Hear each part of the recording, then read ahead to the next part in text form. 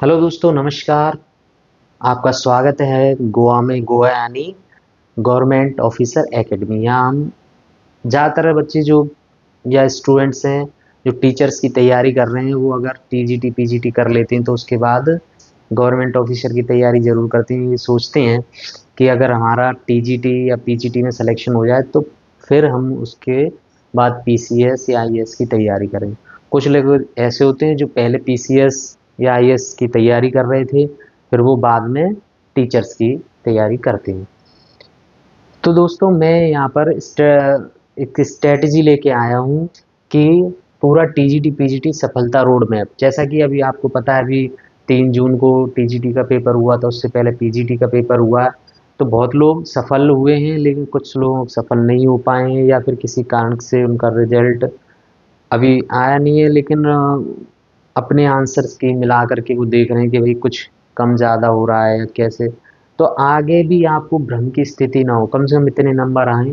तो इसके लिए हम पहले से उसकी तैयारी करनी होगी। अभी आपको पता ही है 2026 में अभी जो वैकेंसी आने वाली है, नई वैकेंसी आने वाली है, न्यू वैकेंसी। तो अगर आप ये देख रहे हैं कि हमारा नोटिफिकेशन आ जाएगा उसके बाद तैयारी करेंगे, है ना, तो सिलेबस बहुत बड़ा है, तब तो आपके हाथ से बाजी छूट जाएगी, है ना। तो इसको क्या करना है कि इसकी हमें पहले से तैयारी करनी है, समझ के। अगर हम आज से तैयारी करना शुरू करते हैं तभी हम इस पर विजय प्राप्त कर सकते हैं, क्योंकि सिलेबस काफ़ी बड़ा है। देखो, इसमें बुक्स की बात करें तो बहुत सारी बुक ले बहुत बुकें हैं। इसमें से कौन सी, पहले तो यही कन्फ्यूजन होता है कौन सी बुक पढ़ें, घटना चक्र पढ़ें या फिर एस के पांडे पढ़ें।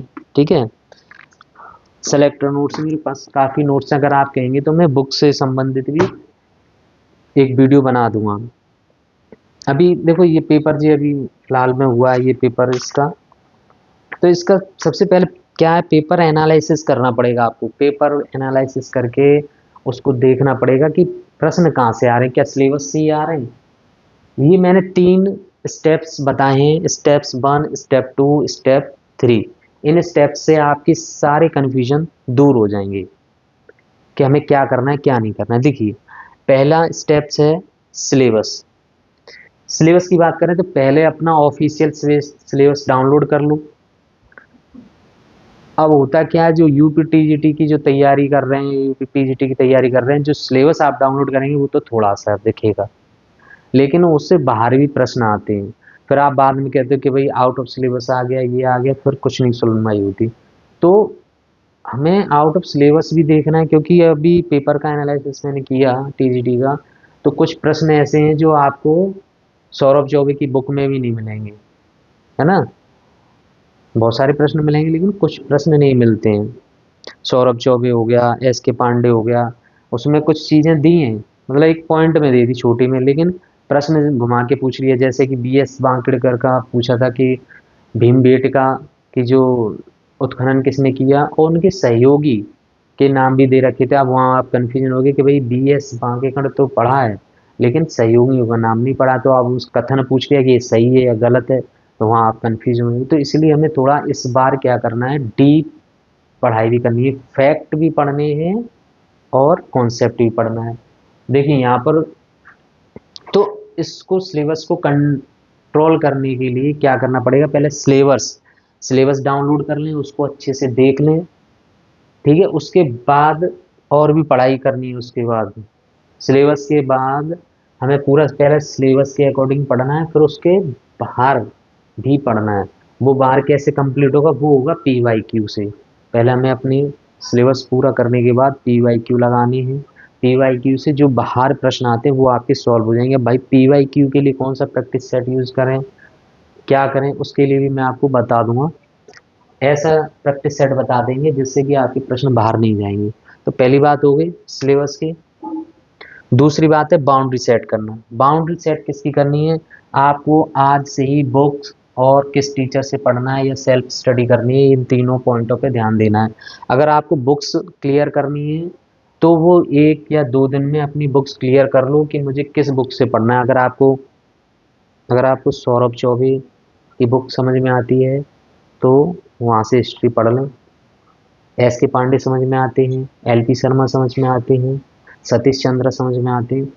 कहने का मतलब जो आपकी समझ में आए उस वही बुक लें। ऐसा नहीं है कि हमने वीडियो देखी, एक तो क्या है कि इंफॉर्मेशन ओवर इंफॉर्मेशन हो गई है इस बार, क्योंकि इंफॉर्मेशन आपको हद से ज़्यादा मिल रही है, तो वो क्या होता है कि हम उसको सही से ग्रैब नहीं कर पाते। अब किसी ने बता दिया कि सौरभ चौबे अच्छे, तो आप उठा तो लाए, लेकिन वो नेट जेआरएफ के लिए है, नेट जेआरएफ के लिए है ना।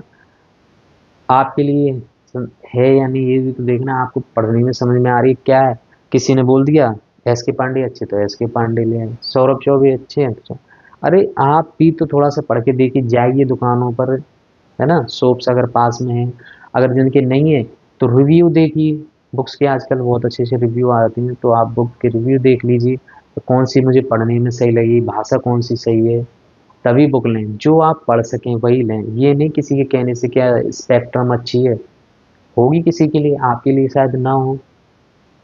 तो सबसे पहले बुक्स का क्लियर कर लें कौन कौन सी बुक्स लेनी है। बुक लेने के बाद आपको, अगर आप किसी कोचिंग से पढ़ रहे हैं या किसी टीचर्स को फॉलो कर रहे हैं, तो किसी टीचर को फॉलो कर रहे हैं, ये नहीं बार बार हर टीचर को बदलते रहें, बुक बदलते रहें, तो फिर क्या है, इतना टाइम नहीं है, दिसंबर तक आपका पेपर और एग्ज़ाम सब कुछ हो जाएगा, ठीक है, रिजल्ट भी आ जाएगा। तो आपको बाउंड्री सेट करनी होगी। उसके बाद ऑफिशियल सिलेबस मैंने बता दिया, आपको डाउनलोड करके देखना है।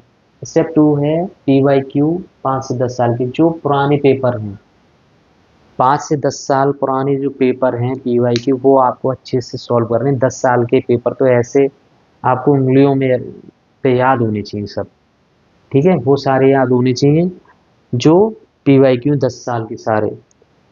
और प्रश्नों का स्तर देखना है, पहले क्या प्रश्न आते थे, एक प्रश्न दे दिया, नीचे 4 विकल्प दे दिए, सिंपल से आ जाता था, लेकिन अब इस तरीके का पैटर्न चेंज हो चुका है। अब क्या है, लेंथी प्रश्न आ रहे हैं, फिर उसमें कूट मिलान आ जाते हैं, तो वहाँ पे आप कन्फ्यूजन हो जाते हैं, आपको कन्फ्यूज हो जाएगा कि भाई कौन सा सही है कौन सा गलत है। तो इसके लिए आपको क्या करना है, पैटर्न के हिसाब से स्टेटमेंट्स और जो मैचिंग कॉलम है उनको देखना है, मैचिंग कॉलम वाले प्रश्नों को देखना है।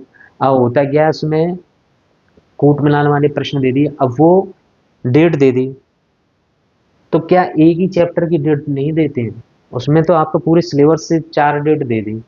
सिंधु घाटी सभ्यता की कोई डेट दे दी, और ऐबक दे दिया, और फिर आधुनिक भारत से गांधी से रिलेटेड कोई डेट डेट दे दी, है ना। तो उन डेटों का मिलान करने के लिए फिर आप दिक्कत आ जाती, तो इसलिए हमें नए पैटर्न के हिसाब से स्टेटमेंट और मैच वाले प्रश्नों को अच्छे से देखना है। फैक्ट्स के साथ कॉन्सेप्ट पर फोकस करना है, हमें ऐसी बुक का चुनाव करना है कि केवल फैक्ट्स ही ना हो उसमें बहुत ज़्यादा, और ऐसी भी नहीं करनी है कि कॉन्सेप्ट ही हो बस उसमें फैक्ट ना हो। तो हमें मिला जुला रूप उसका देखना है, ठीक है, जो कि होना चाहिए। और रिवीजन, तीसरा स्टेप है रिवीजन।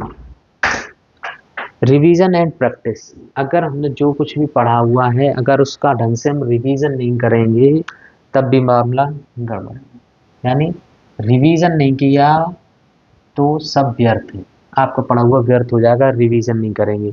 तो आपने पहला काम किया, क्या किया, बुक सेलेक्ट की, ठीक है, उससे शॉर्ट नोट्स बनाए, अब उसके बाद उसको प्रैक्टिस किया, ठीक है, PYQ थ्रू से, फिर उसका रिवीजन किया।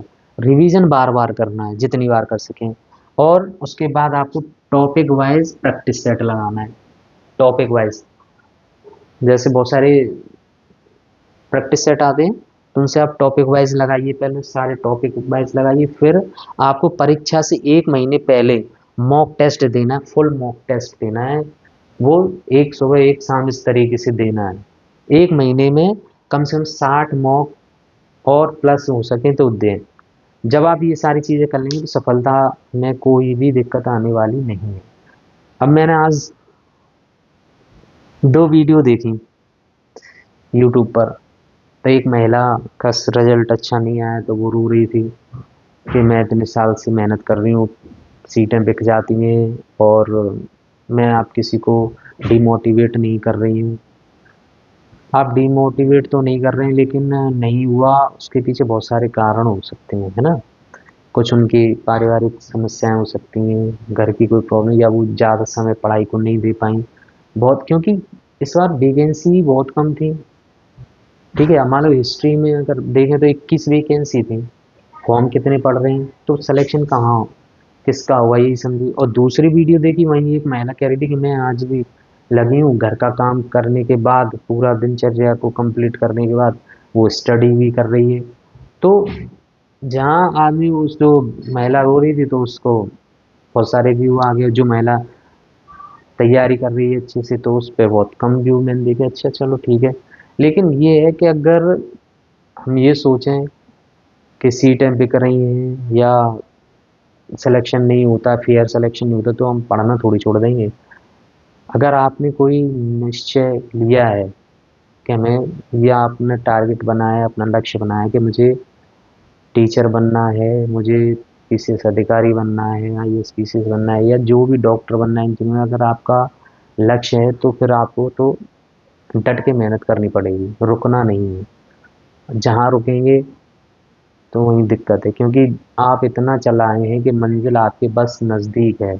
यहाँ से अगर लौट गए तो फिर ज़िंदगी भर पछताना है, क्योंकि बिल्कुल आप नज़दीक हैं। और दूसरे मैं उनसे बात करना चाहता हूँ जो अभी न्यू स्टूडेंट्स हैं, जिन्होंने अभी तैयारी शुरू करी है, तो वो भी अपना लक्ष्य टारगेट बनाएं। और ऐसा कुछ भी नहीं है कि 6 महीने में परीक्षा पास नहीं हो सकती, या 1 साल में नहीं हो सकती, या 5 साल में। 6 महीने 4 महीने का टाइम भी बहुत है, लेकिन कंसिस्टेंसी बहुत ज़रूरी है। निरंतरता, निरंतरता बहुत ज़रूरी है। अगर आप निरंतर तरीके से तैयारी करेंगे तभी सफलता मिलेगी। बीच में रुकना नहीं है, आप कंटिन्यू सुबह शाम 5 घंटे, 5 घंटे तो लगातार देने ही हैं। आप 10 भी हो जाएं, अगर फ्री हैं तो 10 घंटे पढ़ें। अगर कोई काम है, वर्किंग है, तो 5 से 6 घंटे जरूर पढ़ना है। ठीक है, तो आज मैं यहीं अपनी वीडियो समाप्त करता हूँ। अगर आपको लगता है कि अगर आपको बुक चाहिए, कोई बुक, मतलब आपको कौन सी बुक पढ़नी है, अगर आपको प्रॉब्लम हो रही है जानने में कि हमें कौन सी बुक, मैंने बहुत रिसर्च की है बुक के ऊपर कि कौन सी पढ़नी थी। टीजीटी पीजीटी के लिए स्पेशल कोई बुक लिखी ही नहीं गई आज तक, सब आईएएस पीसीएस को ध्यान में रखते हुए लिखी गई हैं। लेकिन हम सारी पढ़ लेते हैं कि भाई हिस्ट्री तो है ही, पीजीटी है, हिस्ट्री है, ज्योग्राफी है, तो सब पढ़ लेते हैं। लेकिन कोई ऐसी बुक नहीं है, कहीं एक बुक में सारा कंटेंट है ही नहीं। तो आप इस चीज़ को थोड़ा सा देखिए। अगर आप कहेंगे, कमेंट करेंगे, तो मैं बुक से रिलेटेड एक वीडियो बना दूंगा, तो वहाँ से आपकी बुक की समस्या भी ख़त्म हो जाएगी। और इस चैनल को सब्सक्राइब कर लेना। ठीक है, सब्सक्राइब कर लेना, लाइक कर देना। अगर आपको बात समझ में आती है तो लाइक कर देना। 3 स्टेप्स हैं, बहुत सिंपल है। हर चीज़ मैं सिंपल तरीके से बताऊंगा, क्योंकि सिंपल चीज़ें होती बड़ी हैं लेकिन मिलती नहीं है। जैसे सूरज से ऊर्जा मिलना कितना सिंपल है, आराम से मिल जाती है। अगर सूरज नहीं तो वही ऊर्जा बनाने के लिए कितने प्लांट लगाए जाते हैं, तब लाइट बनाई जाती है, तब आती है। तो हवा है, ऑक्सीजन है, कितना आसानी से प्राप्त है। लेकिन उसको अगर ऑक्सीजन बनाकर किसी को प्रॉब्लम होती है, ऑक्सीजन दी जाती, तो कितना कठिन हो जाता है। तो इसलिए चीज़ों को कठिन नहीं बनाना है, सरल तरीके से हमें आपको सर्व करना है। सरल तरीके से आप पढ़िए, सरल है, बहुत सरल है, बस लगे रहिए आप। ठीक है, धन्यवाद, थैंक यू।